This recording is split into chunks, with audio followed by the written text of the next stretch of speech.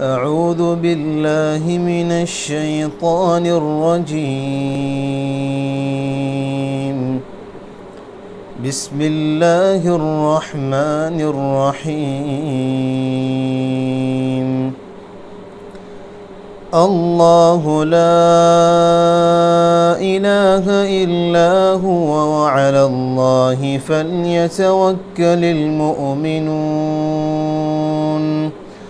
يا أيها الذين آمنوا إن من أزواجكم وأولادكم عدوا لكم فاحذروهم، وإن تعفوا وتصفحوا وتغفروا فإن الله غفور رحيم.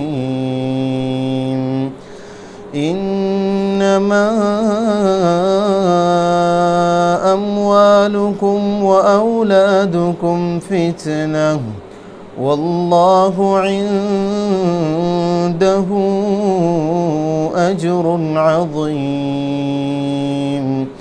فاتقوا الله ما استطعتم واسمعوا وأطيعوا وأنفقوا خيرا لأنفسكم، ومن يوق شح نفسه فأولئك هم المفلحون. إن تقرضوا الله قرضا حسنا يضاعفه لكم ويغفر لكم، والله شكور حليم. عالم الغيب والشهادة العزيز الحكيم.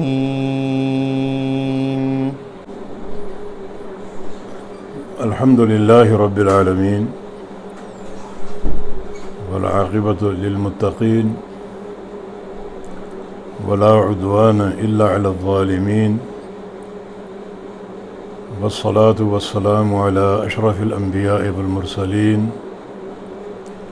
نبينا محمد وعلى آله وصحبه وأهل طاعته أجمعين، أما بعد. قابل احترام سامعین حضرات، السلام علیکم ورحمۃ اللہ وبرکاتہ۔ سورہ تغابن کی تفسیر جاری ہے، اور انشاءاللہ آج جو اس کی چند آیات باقی ہیں انہیں پورا کر کے اس سورہ کی تفسیر مکمل کر لیں گے اللہ تعالیٰ کی توفیق سے۔ تو آج آیت نمبر 13 سے آغاز کرتے ہیں۔ اعوذ باللہ من الشیطان الرجیم۔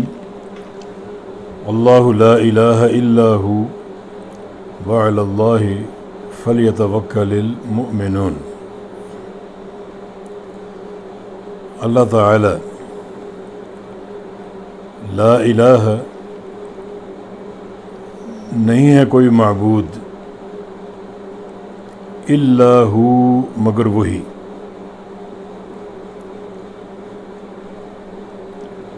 یہ لا الہ الا ہو یا لا الہ الا اللہ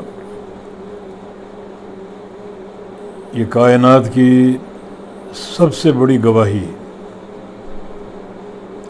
اللہ رب العزت کی توحید کی گواہی، اور اس سب سے بڑی گواہی کہ ہمیں معرفت ہونی چاہیے۔ پہلے اس کی لفظی تحلیل کر لیتے ہیں۔ یہ لا جو ہے یہ حرف نفی،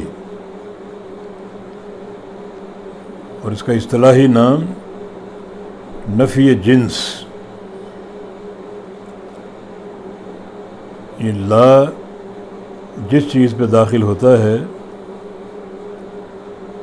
اس کی مکمل جنس کی نفی کر دیتا ہے۔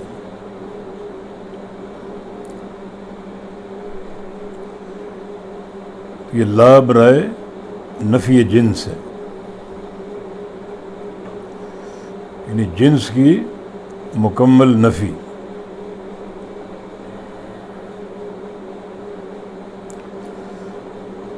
اور الہ جو ہے یہ لا کا اسم ہے۔ لا جب بھی آئے گا اس کا اسم اور خبر ضرور ہوں گی، تو الہ لا کا اسم ہے۔ اب لا الہ کا معنی نہیں ہے کوئی معبود، ان لا نے جن سے معبود کی نفی کر دی، کوئی معبود نہیں ہے، نہ کوئی زمینوں پر، نہ آسمانوں میں، نہ کوئی زمین کے اندر دفن ہے، نہ کوئی زندہ ہے، نہ کوئی مردہ ہے، نہ کوئی درخت ہے، نہ کوئی پتھر ہے، نہ سورج، نہ چاند، نہ ستارے، یعنی کوئی معبود نہیں جن سے معبود کی مکمل نفی۔ نہ کوئی لاہور میں ہے، نہ کوئی کراچی میں ہے، نہ کوئی گولڑا میں ہے، نہ کوئی پاک پتن میں ہے، نہ کوئی اجمیر میں ہے، جن سے معبود کی نفی۔ اور اگر آپ کلمے کا اعتراف کرتے ہیں، پڑھتے ہیں، گواہی دیتے ہیں اور معبود بھی مانتے ہیں، لاہور کی سرکار ہے، اجمیر کی سرکار ہے، تو سن لو یہ کلمے کا انکار ہے، مسلمان نہیں ہو تم، انکار ہے کلمے کا۔ اس کلمے کو پڑھ کر اسلام میں داخل ہو تو یہ کلمہ اسلام کا دروازہ ہے۔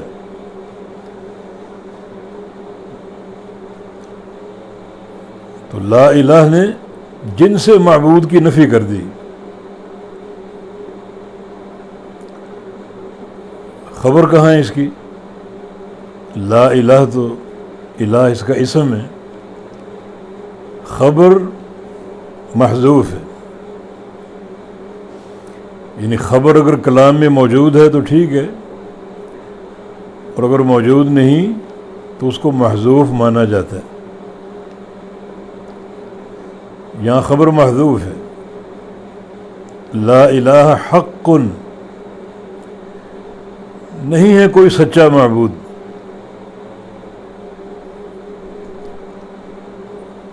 اور یہ تقدیر ہم نے کہاں سے لی؟ وَذَلِكَ بِأَنَّ اللَّهَ هُوَ الْحَقُّ، قرآن کہتا ہے وَأَنَّ مَا يَدْعُونَ مِن دُونِهِ الْبَاطِلِ۔ اس آیت نے تقسیم کر دی کہ معبود جو اس کائنات میں موجود ہیں دو طرح کے، معبود حق اور معبود باطل۔ اللہ تعالی معبود حق ہے اور اس کے سوا سارے معبود باطل ہیں۔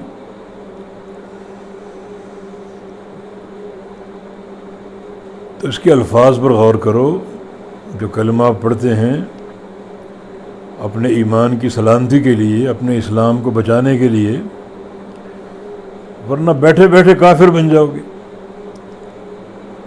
تو لا الہ حق، نہیں ہے کوئی بھی معبود حق الا اللہ، سوائے اللہ تعالیٰ کے۔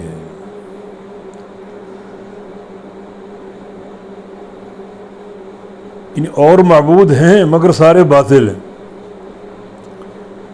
یہ تقسیم ہمیں قرآن سے مفہوم ہوگی، وَذَلِكَ بِأَنَّ اللَّهَ هُوَ الْحَقُّ وَأَنَّ مَا يَدْعُونَ مِن دُونِهِ الْبَاطِلِ، کہ اللہ تعالیٰ ہی معبود حق ہے، اس کے سوا کوئی معبود حق نہیں ہے۔ معبود موجود ضرور ہیں مگر سارے باطل ہیں۔ کسی نے عیسیٰ علیہ السلام کو معبود بنا دیا، کسی نے عزیر علیہ السلام کو معبود بنا دیا، کسی نے فرشتوں کو، کسی نے سورج کو، کسی نے چاند کو، کسی نے کوئی زندوں کو، مردوں کو، کسی نے حجر کو، شجر کو۔ یہ معبود موجود ضرور ہیں مگر وہ سارے کے سارے باطل ہیں۔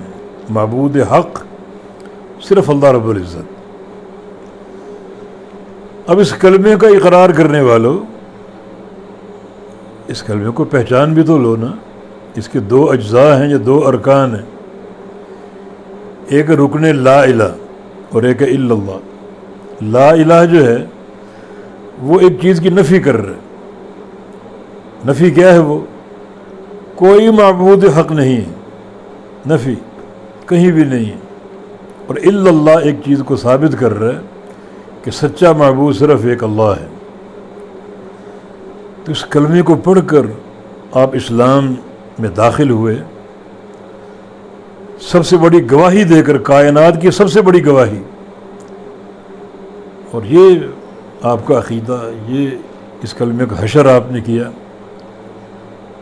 کہ مختلف معبود بنا لیے، مختلف الہ کھڑے کر دیے، ان کو پکارا جاتا ہے، ان کو پوجا جاتا ہے۔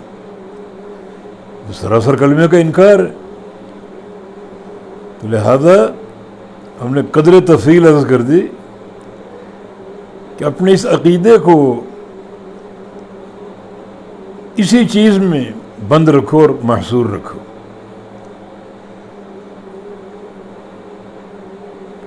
لا الہ الا اللہ، نہیں ہے کوئی معبود، سچا معبود، حق معبود الا اللہ، سوائے اللہ تعالیٰ کے۔ صرف اللہ رب العزت ہی معبود حق ہے، اور باقی سارے معبود جن کو لوگوں نے بنایا، جن کو پوجا جاتا ہے، پکارا جاتا ہے، وہ سارے کے سارے معبود باطل ہیں۔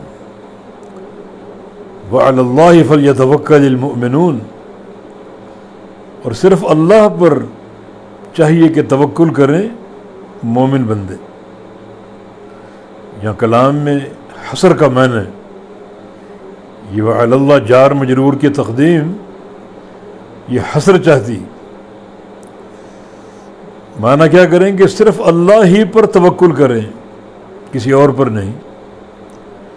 اپنے سارے مسائل میں، سارے امور میں اللہ پر توکل کریں، اس پر اعتماد کریں، اس پر بھروسہ کریں۔ تو مومنون ساتھ ذکر کیا۔ اگر اپنے ایمان کی سلامتی چاہتے ہو، اگر پکا اور سچا مومن بننا چاہتے ہو، تو صرف اللہ رب العزت پر توکل کرو۔ توکل کا معنی یہ ہے کہ اللہ تعالیٰ کے دیے ہوئے اسباب اختیار کر کے توکل کرو۔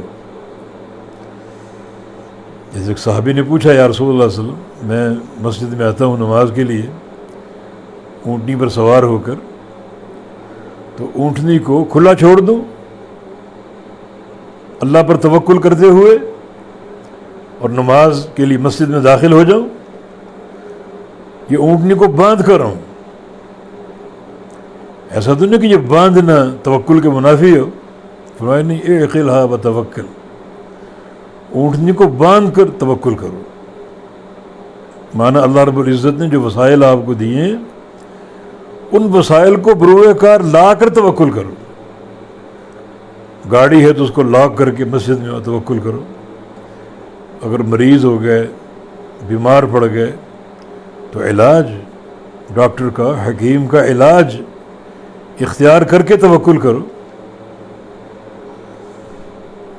تو جو اسباب اللہ نے دیے، ان اسباب کو بروئے کار لا کر توکل کرنے کی تعلیم ہے، اسباب کے بغیر نہیں۔ جو بندہ یہ کہے کہ میں اسباب کے بغیر توکل کروں، تو یہ اس کی حماقت ہوگی، اور نہ یہ توکل کا معنی ہے۔ آپ کو اولاد کی خواہش ہے تو شادی اس کا ایک سبب ہے، نکاح کر کے، شادی کر کے اپنی وہ خواہش آپ حاصل کر سکتے ہیں، بغیر شادی کے تو نہیں۔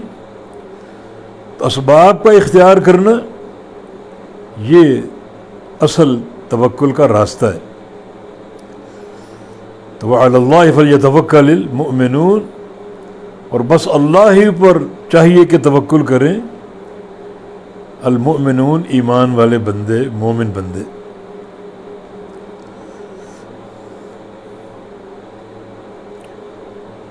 آگے اللہ رب العزت اہل ایمان سے مخاطب ہے، یا ایھا الذین آمنوا، اے وہ لوگو جو ایمان لا چکے، جو ایمان کا دعویٰ کرتے ہیں، جو مومن ہونے کا دعویٰ کرتے ہیں، اگر اپنے اس دعوے میں سچے ہو تو اگلی بات کو سنو، ان من ازواجکم و اولادکم عدو لکم فاحذروہم، بے شک تمہارے ازواج اور تمہاری اولاد عدو لکم، دشمن ہیں تمہارے، فاحذروہم، بس ان سے بچ کر رہو، محتاط رہو۔ یہ عربی قواعد کی روح سے یہ من تبعیضیہ ہے، یعنی من بمعنی بعد، تقدیر عبارت کیا ہوگی؟ ان بعد ازواجکم، تمہاری کچھ ازواج، یعنی ہر زوجہ یا ہر زوج دشمن نہیں ہوتا، ہر اولاد دشمن نہیں ہوتی، یعنی بعض، یعنی کچھ اولادیں، کچھ ازواج دشمن ہوتی ہیں۔ ازواج یہ جمع کا صیغہ ہے اور اس کا واحد زوجن بھی ہے اور زوجتن بھی ہے۔ زوجن ہو تو اس کا معنی شوہر، اور زوجہ ہو تو اس کا معنی بیوی۔ تو ازواج میں چونکہ یہ دونوں کی جمع ہے تو اس میں مرد عورتیں دونوں ہیں۔ اگر یہ خطاب عورت سے ہو تو معنی ہوگا تمہارے شوہر، اور اگر یہ خطاب مرد سے ہو تو معنی ہوگا تمہاری بیویاں، کیونکہ ازواج زوجن اور زوجتن دونوں کی جمع ہے۔ لیکن من تبعیضیہ، بعض، بے شک بعض تمہارے شوہر یا بعض تمہاری بیویاں، باولادکم، اور بعض تمہاری اولادیں، اولاد میں بھی لڑکے بھی لڑکیاں بھی، بچے بھی بچیاں بھی، عدو لکم، دشمن ہیں تمہارے، فاحذروہم، پس ان سے محتاط رہو اور ڈر کر اور بچ کر رہو۔ ایسا نہ ہو کہ وہ عداوت تمہارے ایمان کا خاتمہ کر دے اور تمہاری نیکیاں کھا جائے۔ آگے اس کی تفصیل ہم کریں گے، پہلے ہم اس آیت کے شان نزول پر غور کریں۔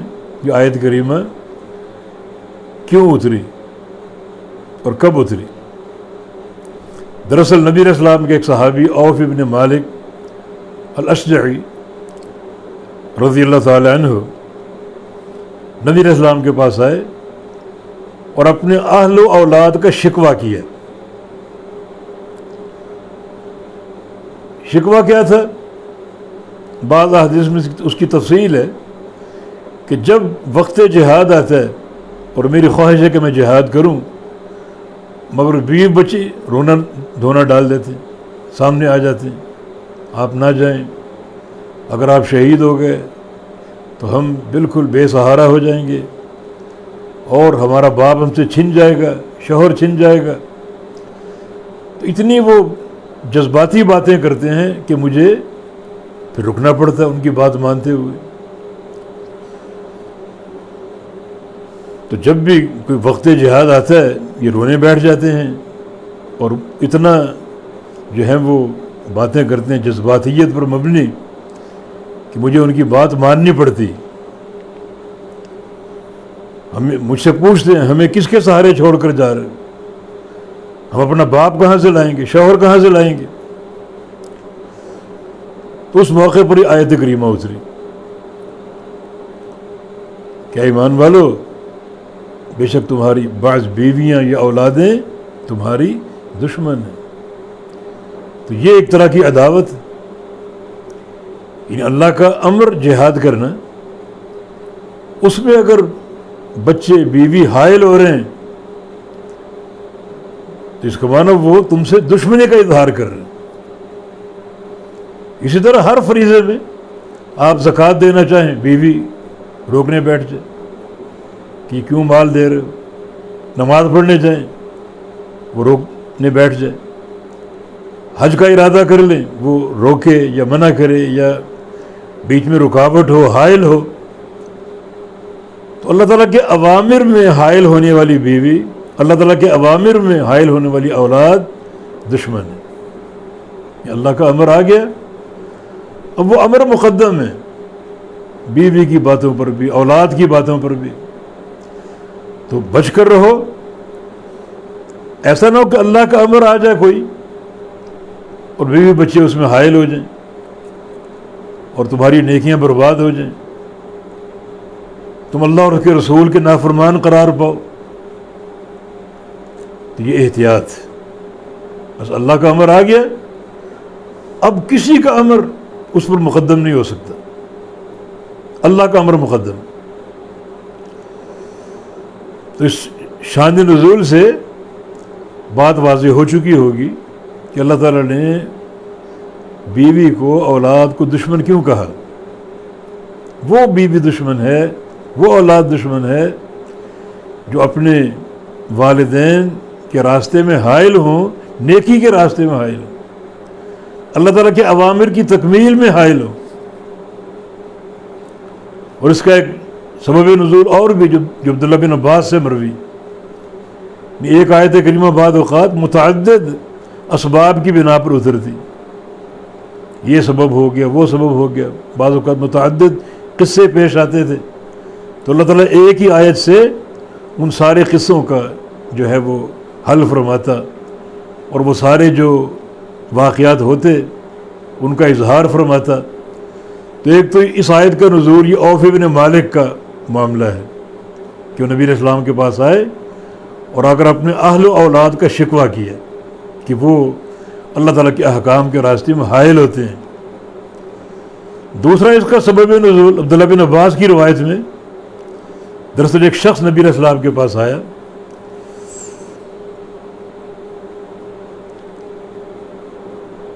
اور اس آیت کی تفسیر پوچھی، یہ آیت کریمہ کن حالات میں اتری. تو عبداللہ بن عباس نے فرمایا کہ کچھ لوگ تھے مکہ میں ہجرت کے بعد، انہوں نے اسلام قبول کر لیا، مکہ میں رہتے تھے، اسلام قبول کر لیا.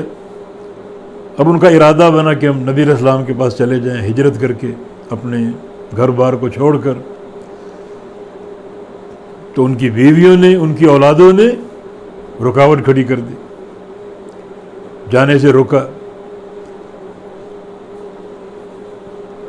اور رکاوٹ بن گئے کہ آپ اللہ کے نبی صلی اللہ علیہ وسلم کی خدمت میں نہیں جا سکتے، آپ یہیں رہیں، یہیں آپ کا کاروبار، آپ کا گھر، قوم قبیلہ، تو سب کو چھوڑ کر کیسے جاؤ گے. تو اس طرح وہ لوگ رکاوٹ بنے ان لوگوں کے راستے میں جو اسلام قبول کر کے نبی علیہ السلام کے مدینہ آنا چاہتے تھے ہجرت کر کے. تو تبھی آیت کریمہ اتری کہ یا ایھا الذین آمنوا ان من ازواجکم و اولادکم عدو لکم، اے ایمان والو بے شک تمہاری بیوی یعنی کچھ بیویاں اور تمہاری بعض اولادیں دشمن ہیں تمہارے لیے. دشمن کی دو قسمیں ہوتی ہیں، اس آیت سے واضح ہوتا ہے.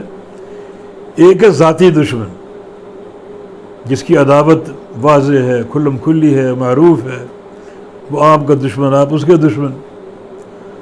اور ایک عداوت فعلی ہوتی ہے، ذاتی نہیں بلکہ فعلی. اب بیوی بچے ہیں یا اولاد ہے، وہ ذاتی دشمن نہیں ہے کسی کے بھی. بیوی اپنے شوہر کی ذاتی دشمن نہیں ہوتی، یا اولاد اپنے والدین کی ذاتی دشمن نہیں ہوتی، مگر یہ عداوت فعل سے ظاہر کرتے ہیں. وہ فعل کیا ہے؟ اللہ تعالیٰ کے اوامر میں رکاوٹ بننا. یہ فعل ظاہر کر کے عداوت قائم کرتے ہیں، ذاتی دشمنی نہیں ہے. بیوی شوہر کی یا شوہر بیوی کا ذاتی دشمن نہیں ہے، یا اولاد ماں باپ کی ذاتی دشمن نہیں ہے، مگر ان کا رویہ، ان کا فعل عداوت پر مبنی ہوتا ہے. تو گویا عداوت کی دو قسمیں، عداوت ذاتیہ اور عداوت فعلیہ. یہاں عداوت ذاتیہ مراد نہیں بلکہ عداوت فعلیہ. بظاہر وہ دوست ہیں آپ کے، بیوی بچے ہیں اور آپ کا کنبہ ہے، اہل و عیال ہیں، عداوت نہیں ہے، مگر ان کے بعض رویے اور ان کے بعض امور عداوت پر مبنی ہوتے ہیں. جن میں سب سے بڑا امر جو عداوت کا ہے وہ ہے اللہ تعالیٰ کے احکام میں حائل ہونا اور احکام اختیار کرنے سے روکنا، رکاوٹ بننا، یہ عداوت فعلیہ ہے جس کے یہاں ذکر ہے۔ تو سب سے بڑی عداوت جو ہے وہ یہی ہے کہ اللہ تعالیٰ کے احکام میں رکاوٹ بننا۔ جیسے نبی علیہ السلام نے موت کے وقت اپنے چچا ابو طالب کو دعوت دی کہ قل لا الہ الا اللہ۔ اب سامنے صنادید قریش بیٹھے، بظاہر وہ دوست ہیں، بچپن کی دوستیاں، ایک علاقے میں رہے، پلے بڑھے، اکٹھا کھایا پیا، بظاہر دوست ہیں، مگر ابو طالب کو وہ روک رہے ہیں کہ کلمہ نہ پڑھو، اللہ تعالیٰ کے امر کی تنفیذ میں حائل ہو رہے ہیں۔ یہ ان کی فعلی عداوت، فعلی عداوت۔ اس کا معنی یہ کہ انسان ایسے دوست چنے جو اللہ تعالیٰ کی اطاعت میں مددگار ہوں، اطاعت میں حائل نہ ہوں، یہ دوستی نفع بخش ہے۔ اور اگر ایک بندہ دوستی کا دم بھرتا ہے، آپ کو کھلاتا ہے، پلاتا ہے، پالتا ہے، مگر وہ ساتھ ساتھ اللہ تعالیٰ کی اطاعت میں رکاوٹ بنتا ہے، حائل ہوتا ہے، تو وہ آپ کا سب سے بڑا دشمن ہے۔ یہ فعلی عداوت جو ہے بعض اوقات ذاتی عداوت سے زیادہ خطرناک ہوتی۔ تو آپ کے بیوی بچے گویا آپ کی کنبہ ہے، آپ کا اہل و عیال ہے آپ کے، لیکن یاد رکھو اگر وہ اللہ اور اس کے رسول کی اطاعت میں حائل ہوتے ہیں تو آپ کے وہ سب سے بڑے دشمن۔ فرمایا کہ فاحذروہم، تم ان سے محتاط ہو کر رہو، ان سے بچ کر رہو۔ اور جو انسان بچ جائے اللہ اور اس کے رسول کی اطاعت کے معاملے میں، بیوی بچوں کی باتوں کی، ان کے رویوں کی پرواہ نہ کرے کہ میں نے اللہ اور اس کے رسول کی بات نہیں چھوڑنی، تمہاری بات چھوڑ دوں گا، تمہیں چھوڑ دوں گا، وہ انسان صاحب عزیمت ہے۔ اس کی مثال نبی علیہ السلام کی ایک حدیث صحیح بخاری میں، جس میں آپ نے فرمایا کہ ان الشیطان قعد لابن آدم، کہ شیطان ابن آدم کے راستے پر بیٹھتا ہے، راستے پر بیٹھتا ہے۔ مثلا سب سے پہلے وہ طریق اسلام پر بیٹھتا ہے، بندہ اسلام قبول کرنا چاہتا ہے اور شیطان بیٹھا ہے راستے میں برگلانے کے لیے کہ تم اسلام قبول کر لو گے، اپنے دین کو چھوڑ دو گے، اپنے آباء و اجداد کے دین کو چھوڑ دو گے۔ اور یہ اس کا سب سے بڑا ایک پینترا ہے جس کی لپیٹ میں بڑی دنیا ہے۔ اب تک ایسے افراد کثرت سے موجود ہیں جو باپ دادا کے پیروکار، وہ اسی شیطان کے ڈھکوسلے کی پیروی کرتے ہیں، اسی وسوسے کی کہ باپ دادا کے دین کو چھوڑ دو گے۔ دین کیا باپ دادا کا ہے؟ دین محمد الرسول اللہ صلی اللہ علیہ وسلم کا ہے، اللہ کا دین ہے۔ تو شیطان یہ وار کرتا ہے اپنے باپ دادا کے دین کو چھوڑ دو۔ تو اگر وہ انسان استقامت پر ہو اور شیطان کے وسوسے کی پرواہ نہ کرے اور اسلام قبول کر لے، تو پھر شیطان دوبارہ اس کے ہجرت کے راستے پر بیٹھتا ہے۔ ہجرت کر کے کہاں جا رہے ہو؟ اپنا ملک چھوڑ دو گے، اپنا کاروبار چھوڑ دو گے، اپنا کنبہ چھوڑ دو گے، اپنا وطن چھوڑ دو گے، اس طرح برگلانے کی کوشش کرتے۔ اور اگر وہ انسان استقامت پر ہو اور شیطان کے ان وساوس کی پرواہ نہ کرے، وقت جہاد آ گیا، جہاد کے راستے پر آ جاتے۔ کہاں جہاد کرنے جاؤ گے؟ تلواروں کی لڑائی ہوگی، تمہاری گردن کٹ سکتی ہے، تم لہو لہان ہو سکتے ہو، جان جا سکتی ہے، اپنی جان کی فکر کرو۔ لیکن وہ انسان استقامت پر قائم ہے، تو اس طرح ہر نیکی کے راستے پر بیٹھتا ہے۔ حج کرنے جائے، نماز پڑھنے جائے، زکوٰۃ دے رہا ہے، بیٹھا ہے وہ کہ مال خرچ کر رہے ہو، اتنی محنت سے کمایا، مال تو محبوب ہوتا ہے اور تم اس کو لٹا رہے ہو۔ لیکن اگر شیطان کے ہر وسوسے پر انسان غالب آ جائے اور اس کی پرواہ نہ کرے، اور اللہ تعالیٰ کی اطاعت پر قائم رہے، تو نبی علیہ السلام کی حدیث ہے فحق علی اللہ ان یدخلہ الجنہ، اللہ پر یہ بات فرض ہو جاتی ہے کہ اللہ اس کو جنت میں داخل کرے. تو وہ بندہ بھی بڑا عزیمت پر ہے، اپنے گھر میں موجود ہے اور مختلف اعمال اطاعت ہیں، نماز ہے، روزہ ہے، حج ہے، عمرہ ہے، جہاد ہے، زکوٰۃ ہے، ہجرت ہے، اور اگر اہل و عیال رکاوٹ بننے کی کوشش کرتے ہیں مگر وہ پرواہ نہ کرے. یعنی وہاں جو حدیث ہے اس میں تو انسان نے شیطان کی بات کو رد کیا جو کہ دشمن ہے، اور یہاں اہل و عیال کی بات کو رد کرنا جو دشمن نہیں ہے، کنبہ ہے، عیال ہے. یہ کتنا عظیمت کا معاملہ ہے. وہاں جنت کا وعدہ کہ اللہ پر حق ہے کہ وہ انسان جنت میں داخل ہوگا. تو پھر وہ بندہ جو اپنی قوم کنبے کی پرواہ نہ کرے، بیوی اور اولاد کی باتوں کی پرواہ نہ کرے، جو اللہ اور اس کے رسول کے راستے میں حائل ہونے کی کوشش کرتے ہیں، تو اس کا اللہ کے یہاں کیا اجر ہوگا اور کیا مقام ہوگا.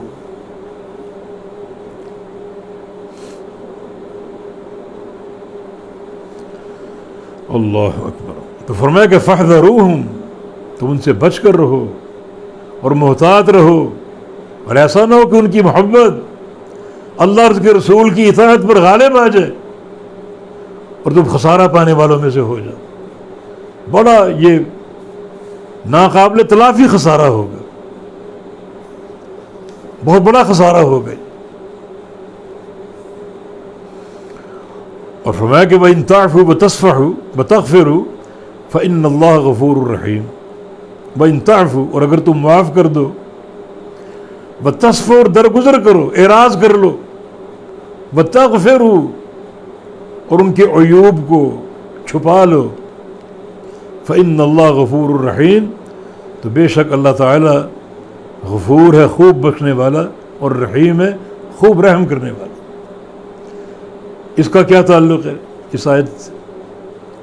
دراصل جب ایک بندہ مکہ میں اس نے اسلام قبول کر لیا، ہجرت کا ارادہ کر لیا، تو جب بھی گھر سے نکلتا ہے بیوی بچے سامنے آ جاتے ہیں، ہمیں چھوڑ کر نہ جاؤ. اب مہینوں گزر گئے، سال گزر گیا، لیکن بالآخر وہ مدینہ پہنچ جاتا ہے، اور مدینہ پہنچ کر دیکھتا ہے کہ اسی کے جو یار تھے، دوست تھے، اس کے ہم عمر تھے، انہوں نے پیغمبر علیہ السلام کی صحبت سے بڑا فیض اٹھایا، بڑے فقیہ بن گئے وہ، اور بہت بڑے دین کے عالم بن گئے، اور عمل کی ایک اونچی چوٹی پر وہ فائز اور قائم ہے. اب ان کو غصہ آتا ہے اپنے اہل و عیال پر کہ رکاوٹ وہ ہے، اور فیصلہ کیا کہ مکہ پہنچ کر کہ جب بھی میرے سامنے آئے ان کو سزا دوں گا کہ کیوں میرے راستے میں حائل ہوئے. میرے ہی دوست و احباب عمل و عقیدہ میں پہاڑ بن چکے ہیں، اور میں ان کے مقابلے میں صفر بھی نہیں ہوں، رکاوٹ تم لوگ. تو اللہ تعالیٰ ان کو حکم دیتا ہے کہ تم ان کو معاف کر دو. معافی اللہ کو پسند ہے. ان کے عیب کو چھپاؤ، درگزر کرو. یہ معافی اور درگزر ان کے لیے باعث خیر ہوگی، تمہارے لیے بھی. اگر لوگوں کو معاف کرو گے اللہ تم کو معاف کر دے گا، اور ان کو معاف کرنے سے ان کی ایک طرح کی حوصلہ افزائی ہوگی. یہ بھی بعض اوقات تربوی مراحل میں ایک بہت ہی عمدہ اور کارگر ہتھیار ہے کہ آپ کسی کی لفظ کا ذکر نہ کریں، کسی کی غلطی کا ذکر نہ کریں، پردہ ڈال دیں تاکہ وہ آپ کی طرف مائل ہو، محبت بڑھے، اور پھر جو رکاوٹیں وہ دور ہو جائیں. تو فرمایا کہ وَإِن تَغْفِرُوا، اور اگر تم معاف کر دو، بخش دو، وَتَصْفَحُوا، درگزر کر لو اور اعراض کر لو ان کے عمل سے، وَتَغْفِرُوا، اور چھپا دو ان کی معصیت کو، جو انہوں نے ضد کی، جو انہوں نے رکاوٹ بننے کی کوشش کی، اس میں پردہ ڈال دو. یہ تغفر اس کا مادہ غفر ہے، اور اس کا اصل معنی چھپانا ہے. یعنی یغفر لکم اگر ہو تو معنی اللہ تمہارے گناہوں کو چھپا دے گا، اصل معنی اس کا چھپانا، کہ ان کی غلطیوں کو چھپا دو، پردہ ڈال دو. فإن اللہ غفور الرحیم، تو بے شک اللہ تعالیٰ غفور ہے اور رحیم. اللہ تعالیٰ کے دو نام اکٹھے آ گئے، غفور اور رحیم. غفور کمال کا بخش، رحیم کمال کا رحم کرنے والا، دونوں میں کمال. اور دونوں کے اکٹھا آنے سے ایک تیسرا کمال سامنے آتا ہے، اور وہ یہ ہے کہ ایک بندہ گناہ کرتا ہے، توبہ کرے، اللہ معاف کر دے گا، اور معاف کر کے چھوڑے گا نہیں، دھتکار نہیں دے گا کہ جاؤ. نہیں، اللہ تعالیٰ کا معاف کرنا کیسے؟ وہ معاف کر کے پیار کرتا ہے. وَهُوَ الْغَفُورُ الْوَدُودُ، بخشتا ہے اور ساتھ محبتیں کرتا ہے. تو یہ دو اللہ تعالیٰ کے نام جمع ہو گئے، تو ان دونوں کے جمع ہونے سے ایک تیسرا کمال ہمارے سامنے آ گیا کہ اللہ تعالیٰ کا معاف کرنا جو اس کی شیان شان ہے. انسانوں جیسا نہیں ہے کہ انسان اگر معاف کر بھی دیں تو دل میں نفرت ہوتی. اللہ تعالیٰ معاف کرتا ہے اور پھر رحمتیں دیتا ہے، محبتیں دیتا ہے، بندے کو دھتکارتا نہیں. فإن اللہ غفور رحیم، بے شک اللہ تعالیٰ غفور خوب بخشنے والا اور رحیم خوب رحم کرنے والا ہے.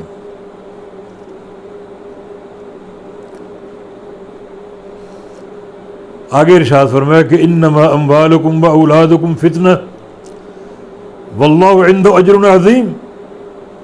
کہ انما یہ کلمہ حصر، حصر کا معنی کلام کو ایک معنی میں بند کر دینا.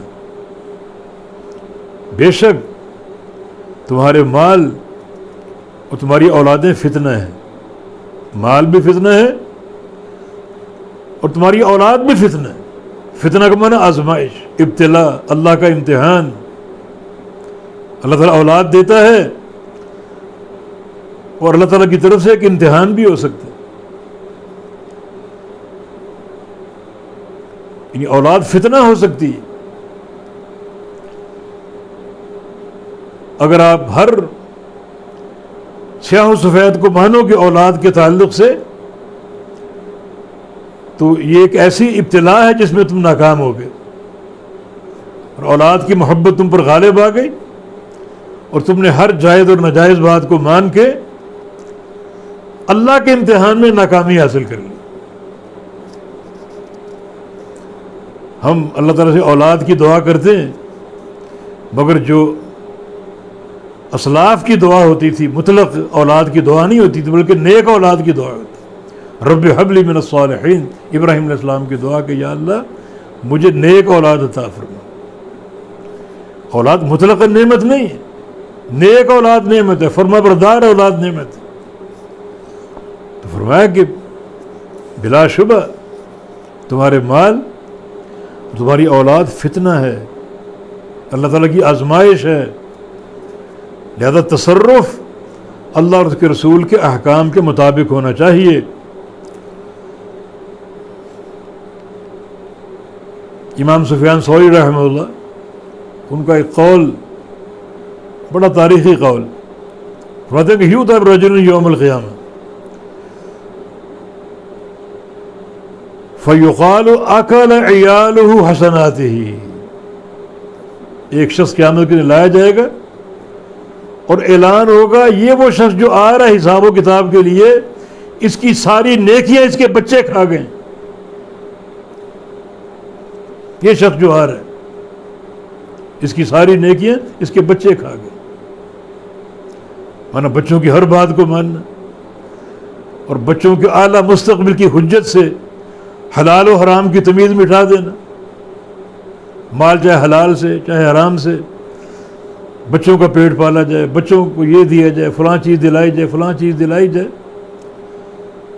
پھر کیا ہوا؟ نیکیاں برباد ہو گئی. تو قیامت کے دن بعض لوگ حساب و کتاب کے لیے آئیں گے، اعلان ہو رہا ہوگا کہ یہ شخص جو آ رہا ہے اس کی تمام نیکیاں اس کے بچے کھا گئے.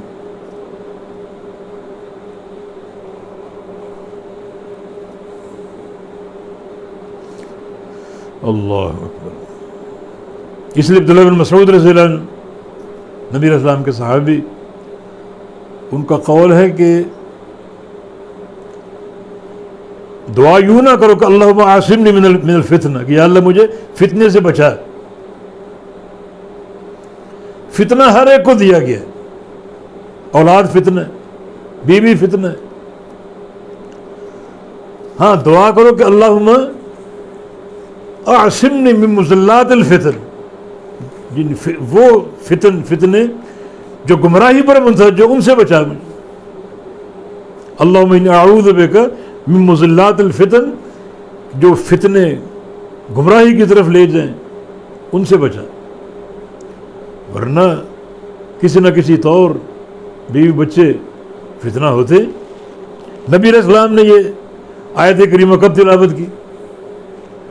وہ صحیح حدیث میں قصہ مذکور ہے کہ آپ ممبر پر خطبہ ارشاد فرما رہے تھے، آپ کے نواسے حسن و حسین مسجد میں داخل ہو گئے اور یمشیان و یعثران حدیث میں آتا ہے، کبھی چلتے تھے کبھی گرتے تھے، اور دونوں خوبصورت ان سرخ قمیضیں دونوں نے پہنی ہوئی تھی، بڑے پیارے لگ رہے تھے، کبھی گر رہے ہیں کبھی اٹھ رہے ہیں، کبھی چل رہے ہیں کبھی گر رہے ہیں، کبھی سنبھل رہے ہیں کبھی گر رہے ہیں۔ آپ نے ان کو خطبہ کے دوران دیکھ لیا، ان کا گرنا، ان کا اٹھنا، ان کا سنبھلنا، تو آپ ممبر سے اترے اور دونوں کو اٹھا لیا اور اپنے سامنے ممبر پہ بٹھا لیا، اور پھر فرمایا کہ اللہ تعالیٰ کا فرمان کہ انما اموالکم اولادکم فتنہ، کہ تمہاری اولادیں تمہارے لیے فتنہ ہے۔ باقی اللہ کا یہ فرمان کس قدر مبنی پر حق ہے کہ میں تمہیں خطبہ دے رہا تھا اور ان کا گرنا میں نے دیکھا، میں صبر نہ کر سکا اور میں نے اپنا خطبہ توڑا، کہ تم سے بات کر رہا تھا وہ حدیث میں نے کاٹی اور جا کر ان کو اٹھایا، سنبھالا۔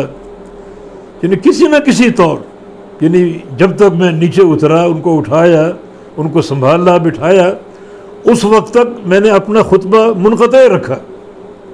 تو کسی نہ کسی طور یہ اولاد یا اولاد کی محبت یہ دوری کا باعث ہو سکتی، عمل کاٹ سکتی ہے، عمل کے راستے میں کچھ کسی نہ کسی طور رکاوٹ ہو سکتی ہے۔ یہ فتنہ کا معنی۔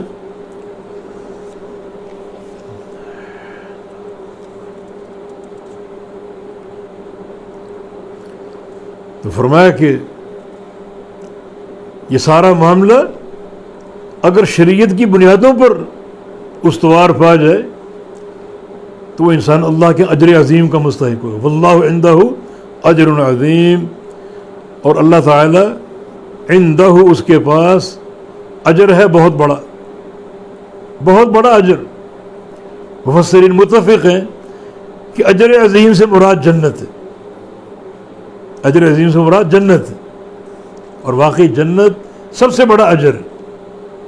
من زحزح عن النار وادخل الجنت فقد فاز، جس بندے کو جہنم سے بچا لیا جائے اور جنت کا داخلہ عطا کر دیا جائے وہ کامیاب ہے۔ یہ عظیم کامیابی، تو یہ اجر عظیم ہے جنت کی صورت میں۔ ویسے حدیث میں اس سے بڑا اجر بھی مذکور ہے، چنانچہ خلاصہ یہ ہے کہ جب جنتی جنت میں داخل ہو چکے ہوں گے تو اللہ تعالیٰ ان سے مخاطب ہوگا، اے اہل جنت تمہیں کچھ اور چاہیے؟ جنتی کہیں گے یا اللہ تو نے ہمیں وہ سب کچھ دے دیا جو اوروں کو نہیں دیا، کوئی کمی نہیں، اور کسی شے کی نہ تمنا ہے نہ حاجت واقعی۔ اللہ تعالیٰ فرمایا کہ آج ہم نے اپنی ایک نعمت کا ذکر کرنا ہے، اعلان کرنا ہے جو اس سے قبل ہم نے نہیں کیا۔ وہ نعمت کیا ہوگی، اعلان کیا ہوگا؟ وَحِلُّ عَلَيْكُمْ رِضْوَانِي فَلَا أَسْخَطُ عَلَيْكُمْ أَبَدًا، کہ آج میں اعلان کر رہا ہوں کہ میں تم سے ہمیشہ راضی رہوں گا اور کبھی تم سے ناراض نہیں ہوں گا۔ یعنی یہ رضا کی نعمت جنت سے بڑی نعمت ہے، سب سے بڑی نعمت ہے، تو اللہ تعالیٰ کے ہاں اجر عظیم ہے۔ اس اجر عظیم کو پانے کی کوشش کرو، اس کے لیے چند احکام آگے آ رہے ہیں۔ اگر چاہتے ہو کہ تم ان فتنوں سے بچ کر اجر عظیم سمیٹو، جنت حاصل کرو، اللہ کی رضا حاصل کرو، تو اس کے لیے فاتقوا اللہ ما استطعتم، فاتقوا اللہ، ڈر جاؤ اللہ تعالیٰ سے، ما استطعتم، جتنی تم میں طاقت اور استطاعت ہے، اپنی استطاعت اور طاقت کے بقدر اللہ سے ڈر جاؤ. یہ ایک بات ہے. فاتقوا اللہ، پس ڈر جاؤ اللہ تعالیٰ سے، تقوی اختیار کرو اللہ تعالیٰ کا، ما استطعتم، اپنی طاقت کے بقدر، جو تم میں طاقت. یہ چھوٹا سا اشکال ہے کہ سورہ بقرہ میں اتقوا اللہ حق تقاتہ، ڈر جاؤ اللہ تعالیٰ سے جیسا ڈرنے کا حق ہے، اور یہاں ما استطعتم، جتنی تم میں طاقت ہے. تو دونوں میں بظاہر کچھ تعارض نظر آتا ہے. حق تقوی اور ہے اور اپنی طاقت کے بقدر ڈرنا اور ہے. حق تقوی تو اگر دیکھا جائے تو وہ ادا ہی نہیں ہو سکتا. بندہ دن میں روزے رکھے، پوری رات قیام کرے، پاؤں سوج جائیں، ہڈیاں پھٹ جائیں، حق تقوی ادا نہیں ہو سکتا. اور یہاں کیا فرمایا؟ فاتقوا اللہ ما استطعتم، تم ڈر جاؤ اللہ تعالیٰ سے جو تم میں طاقت. بعض مفسرین کا کہنا ہے کہ فاتقوا اللہ ما استطعتم اس آیت کریمہ نے اتقوا اللہ حق تقاتہ ہی کو منسوخ کر دی. یہ آیت محکم اور وہ منسوخ ہے. یعنی حق تقوی اختیار کرنے سے انسان قاصر ہے. لیکن عبداللہ بن عباس وغیرہ دیگر مفسرین ان کا راجح قول یہی ہے کہ منسوخ نہیں ہے، دونوں محکم آیتیں ہیں، وہ بھی اور یہ بھی. اب آپ اس کی تفسیر یوں کر سکتے ہیں کہ فاتقوا اللہ حق تقاتہ ہی، یہ فرائض ادا کرو. نماز فرض ہے، روزہ فرض ہے، زکوٰۃ فرض ہے، حج فرض ہے، توحید فرض ہے، تو ان کو خوب اچھے طریقے سے ادا کرو. یہ حق تقوی ہے. ان فرائض کی تکمیل حق تقوی ہے. اور ما استطعتم، جو تم میں طاقت ہو، اس سے مراد نوافل، نفلی روزے، نفلی صدقات، نفلی عبادات، نفلی حج، جو تم میں طاقت ہو. یعنی فرائض تو فرض ہیں، وہ ادا کرنا ضروری ہے، اور وہی حق تقوی ہے. اور کچھ امور نوافل ہیں، تو نوافل کا معاملہ فرائض جیسا نہیں ہے، بلکہ جو تم میں طاقت ہو وہ تم انجام دو، اور انجام دے کر اللہ کا خوف اپنے اندر پیدا کرو. یہ اس کا معنی ایک اور ہو سکتا ہے. حق تقاتہ ہی، جو ڈرنے کا حق ہے وہ تقوی اختیار کرو، وہ ہے شریعت پر عمل، شرعی احکام. مثلا نماز ہے، کھڑے ہو کے پڑھو، یہ حق تقوی ہے. اور اگر کھڑے ہو کر پڑھنے کی طاقت نہیں ہے تو پھر کیا طاقت ہے آپ کے اندر؟ بیٹھ کے پڑھ سکتے ہو، بیٹھ کے پڑھ لو. بیٹھ نہیں سکتے، لیٹ کے پڑھ لو. یہ ما استطعتم.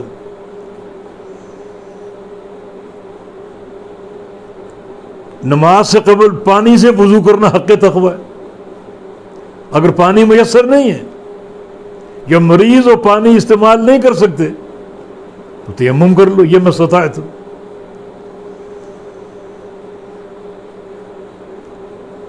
یعنی فرائض میں اللہ اور اس کے رسول کی اطاعت کے مطابق چلنا حق تقوی ہے. اور اگر ایک انسان معذور ہے تو اپنی استطاعت کے مطابق وہ عمل کر لے. سجدہ نہیں کر سکتا، جھک جائے. کھڑے ہو کے نماز نہیں پڑھ سکتا، بیٹھ کے پڑھ لے، لیٹ کے پڑھ لے، اشاروں سے پڑھ لے، یہ ما استطاعت. تو جو پیچھے باتیں ہوئیں فتنے کے تعلق سے، اللہ تعالیٰ کے عذاب کا ذکر ہوا، جنت کی نعمتوں کا ذکر ہوا، تو اللہ تعالیٰ اہل ایمان کو نصیحتیں فرما رہا ہے. اگر تم چاہتے ہو فتنوں سے بچنا، اللہ کی رضا اور محبت حاصل کرنا، جنت کا داخلہ، تو کچھ کام ہے. فاتقوا اللہ ما استطعتم، بس تم ڈر جاؤ اللہ تعالیٰ سے جتنی تم میں طاقت ہے. واسمعوا، اور سنو، واطیعوا، اور اطاعت کرو. سمع اور اطاعت، کس کی سنو اور کس کی اطاعت کرو؟ دو شخصیتیں، ایک رسول اللہ صلی اللہ علیہ وسلم ان کے لیے مکمل سمع و اطاعت ہے. ان کی بات کو سنو اور ان کی اطاعت کرو. مکمل سمع و اطاعت. ان کی بات کو سنو اور سمعنا و اطعنا، یہ عقیدہ ہو. ہم نے اپنے پیغمبر کی بات کو سن لیا اور اس کو مان لیا، قبول کر لیا. دوسری شخصیت جو اس فرمان کی اہل ہے وہ ولی الامر، وقت کا حاکم. سننا اور اطاعت کرنا، بغاوت کا راستہ نہیں. بغاوت ناجائز ہے، فتنہ ہے وہ، اور شریعت نے فتنے کو قتل سے بڑا گناہ قرار دیا. سمع اور اطاعت کرو. ہاں، اطاعت اس وقت نہیں کرنی جب اس کی بات شریعت کے خلاف ہے. لا طاعت المخلوق فی معصیت الخالق، یعنی خالق کی اگر معصیت ہو رہی ہے تو کسی مخلوق کی اطاعت جائز نہیں. وہ مخلوق چاہے آپ کا باپ ہو، ولی الامر یا کوئی بھی ہو، کسی مخلوق کی اطاعت پھر جائز نہیں ہوگی. اللہ اور اس کے رسول کی نافرمانی جب نظر آ رہی ہو تو اس نافرمانی میں کسی مخلوق کی اطاعت جائز نہیں. باقی سمع اور اطاعت، جو تمہارا حاکم ہے، ولی الامر ہے، اس کی بات کو سنو، مانا بغاوت نہ کرو، اطاعت کرو، مانا اس بات کو مانو. لیکن اگر وہ بات نہ ماننے والی ہو، اللہ اور اس کے رسول کی نافرمانی پر منتج ہو، پھر سمع تو ہے مگر اطاعت نہیں. نبی علیہ السلام نے فرمایا کہ اسمعوا واطیعوا فی اسرکم یسرکم ومنشدکم ومکرہکم، کہ سمع اور اطاعت کرو اپنے حکام کی تنگی میں، آسانی میں، خوشی میں، اکراہ میں. بغاوت نہیں کرنی، خروج اختیار نہیں کرنا. تو یہ واسمعوا واطیعوا، سنو اور اطاعت کرو، یہ پہلا حق محمد الرسول اللہ صلی اللہ علیہ وسلم کا. آپ کی ہر بات کو سننا، ہر بات کو ماننا. اس کے بعد اس کا حق ولی الامر کے لیے اس کی بات کو سننا ضروری، لیکن ماننا تب ضروری جب اس کی بات اللہ اور اس کے رسول کی اطاعت میں. اطاعت میں اگر نہیں ہے تو پھر نبی علیہ السلام کا فرمان لا طاعت المخلوق فی معصیت الخالق، جس ان کے فرمان میں خالق کی معصیت ہو اس میں ان کی اطاعت نہیں ہے. لیکن خروج اختیار نہیں کرنا، بغاوت کا راستہ اختیار نہیں کرنا. ہاں، شریعت نے یہ کہا کہ الا ان تروا منہم کفرا بواحا، اگر اپنے حاکم میں تم کفر بواح دیکھو، کھلم کھلا کفر، جس کے کفر ہونے میں کوئی شک نہ ہو اور اس کے کفر ہونے میں صریح دلیل آپ کے پاس ہو کسی تعویل کے بغیر، تو کیا پھر بغاوت اختیار کر لیں؟ نہیں. پھر یہ دیکھو کہ تمہارے اندر حکومت کا مقابلہ کرنے کی طاقت ہے. اگر طاقت نہیں ہے تو پھر بھی بغاوت نہیں، اور اگر طاقت ہے تو پھر بغاوت اختیار کر لی جائے نہیں.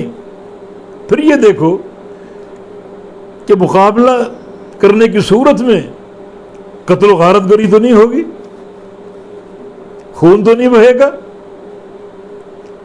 اور اگر خون بہنے کا اندیشہ ہو، قتل و غارت گری کا اندیشہ ہو جو لازمی ہوتا ہے، تو پھر بھی بغاوت اختیار نہیں کر سکتے. دین فتنے سے آپ کو بچاتا. لہذا واسمعوا واطیعوا، سنو اور اطاعت کرو. وانفقوا خیر لانفسکم، اور مال خرچ کرو. یہ تیسرا امر ہے. ایک تقوی، دوسرا سمع اور اطاعت، اور تیسرا مال خرچ کرو. اگر وہ جنات العلا چاہیے، درجات علا چاہیے، اللہ کی رضا چاہیے، تو یہ امور ان کو سامنے رکھو، پابندی کرو ان کی. وانفقوا خیر لانفسکم، یہ خیرن طلبہ سے ایک بات ہو جائے، یہ منصوب ہے. یا تو اس کو صفت مان لو اور موصوف محذوف ہے. جن انفقوا انفاقا خیرا، یعنی مال خرچ کرو، ایسا خرچ کرنا جو تمہارے لیے بہتر ہے. تو انفاقا موصوف اور خیرا اس کی صفت. یہ بعض علماء نے یہاں کانا محذوف نکالا، یہ کانا کی خبر ہے. یعنی وَأَنفِقُوا یکن خیر لکم، پھر یہ یکن میں جو ضمیر ہے ہوا وہ انفاق کی طرف لوٹ رہی ہے، اور خیرن اس کی خبر منصوب ہوتی، تو انفقوا خیر لانفسکم، اور مال خرچ کرو جو تمہارے لیے بہتر ہے، خیرن بہتر ہے، لانفسکم تمہارے نفسوں کے لیے، تمہارے لیے۔ انفس نفسن کی جمع، نفسن فاک ساکن، اور اگر نفسن ہو تو اس کا معنی سانس، اس کی جمع انفاسن آتی، نفسن کی جمع انفاسن، اور نفسن کی جمع نفوس۔ اگر نفیس ہو عمدہ مال تو اس کی جمع نفائس آتی، نفائس، تو نفائس، نفوس، انفاس، تینوں کے معنی مختلف ہیں اور تینوں کے مفردات بھی مختلف ہیں۔ وَمَنْ يُوقَ شُحَّ نَفْسِهِ، اور جو بچا دیا جائے اپنے نفس کے بخل سے، شح بخل کا معنی، اللہ تعالیٰ جس کو بخل سے بچا لے، سب سے بڑی بیماری بخل ہے، اللہ تعالیٰ جس کو بخل سے بچا لے اس کے اندر سخاوت ڈال دے اور انفاق کی محبت ڈال دے، مال اللہ کی راہ میں خرچ کرنے کا اس کے اندر شوق پیدا ہو جائے، فَأُولَٰئِكَ هُمُ الْمُفْلِحُونَ، تو یہی لوگ ہیں کامیاب ہونے والے، یہی لوگ ہیں کامیاب ہونے والے۔ تو کامیابی کے لیے تقوی، سمع و اطاعت اور مال خرچ کرنا، یہ تین امور ہے کامیابی کے لیے، اور چونکہ مال خرچ کرنا بڑا اہم ہے تو آگے مزید اس کا ذکر کیا، ان تقرضوا اللہ قرضا حسنا، اگر تم قرض دو اللہ تعالیٰ کو، ان تقرضوا اللہ، اگر قرض دو تم اللہ تعالیٰ کو، قرضا حسن، اچھا قرض، نفیس مال خرچ کرو، اللہ کو قرض دو۔ یہ تعبیر آپ دیکھیں، مال اللہ نے دیا اور آپ اللہ کو دے رہے ہیں اور اللہ کو قرض فرما رہے ہیں۔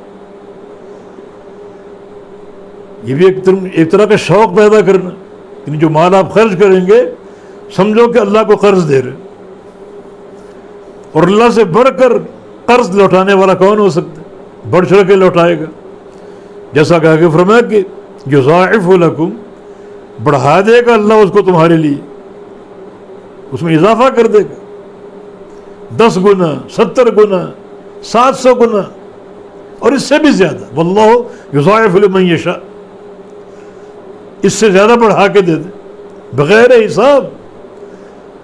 اللہ تعالیٰ بغیر حساب کے اضعاف مضاعفہ دے دے، خوب بڑھا چڑھا کے دے دے۔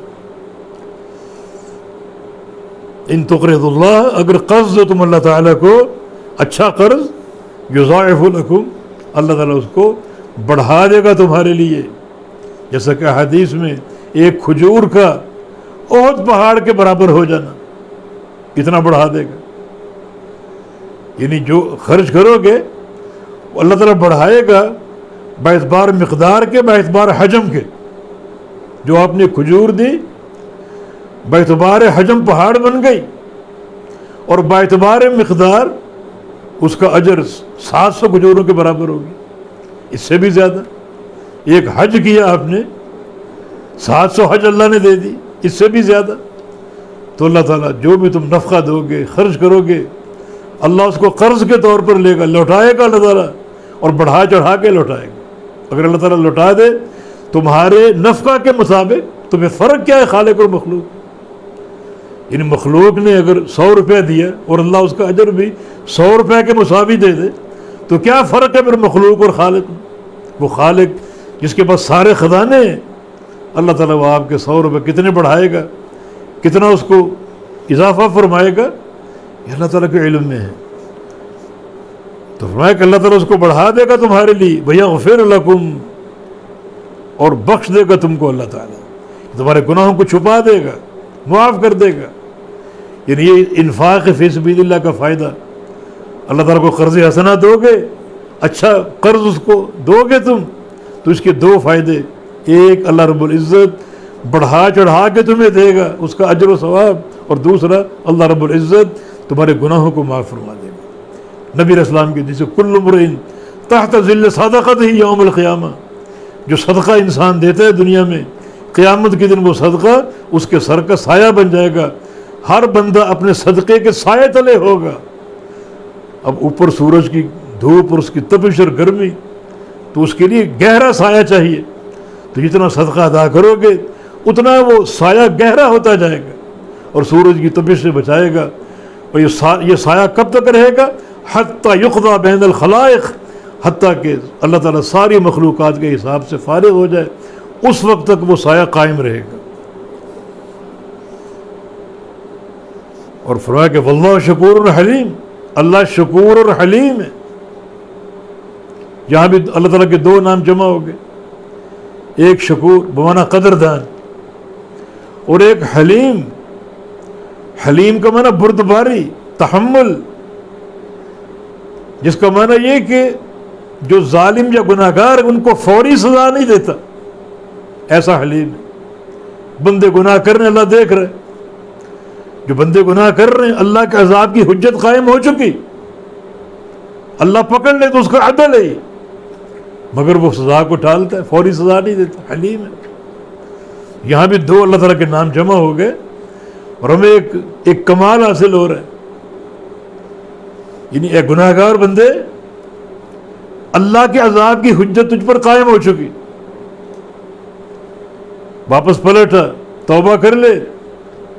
اللہ حلیم ہے، فوری سزا نہیں دے رہا، تجھے موقع دے رہا ہے. اگر اس موقع سے فائدہ اٹھا کر تو واپس آ جائے، توبہ کر لے اور نیک راستے کو اختیار کر لے، تو اللہ تعالیٰ شکور بن جائے گا، قدردان، تمہاری ہر نیکی قدر کرے گا. تو حلیم بھی ہے، شکور بھی ہے. تم گناہ کر رہے ہو، اللہ تعالیٰ حلیم ہے، تمہیں نیکی کی مہلت دے رہے کہ واپس آ جاؤ، واپس آ جاؤ، واپس آ جاؤ، توبہ کر لو، توبہ کر لو، ورنہ عذاب کی حجت قائم ہو چکی. اللہ تعالیٰ حلیم ہے، مہلت دے رہے، ڈھیل دے رہے. اور اگر تم توبہ کر کے آ جاؤ، نیک راستہ اختیار کر لو، تو وہ حلیم ذات تمہارے لیے شکور بن جائے گی اور تمہاری ہر نیکی قدر کرے گی، ہر نیکی قدر. حتیٰ کہ بعض حدیث میں ایک انسان اگر گناہ کا راستہ چھوڑ کے، کفر کا راستہ چھوڑ کے اسلام اور نیکی کے راستے کو اختیار کر لیتا ہے، تو اللہ رب العزت اسے اجر عطا فرماتا ہے، کم از کم 10 گنا اور 700 گنا، اور جہاں تک اللہ چاہے اس کو خوب بے تحاشا اجر عطا فرماتا ہے. ہر نیکی بڑھ جاتی.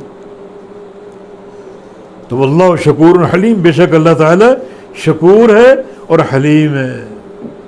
حلیم کا معنی ڈھیل دینے والا، تمہارے گناہوں پر پکڑ سکتا ہے اور پکڑنا اس کا عدل ہوگا، مگر مہلت دے رہا ہے تمہیں، ابھی بعد آ جاؤ، ابھی بعد آ جاؤ، توبہ کر لو، نیکی کا راستہ اختیار کر لو.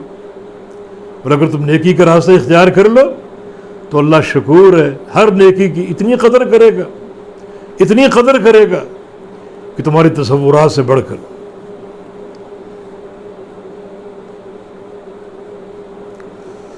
اللہ اکبر.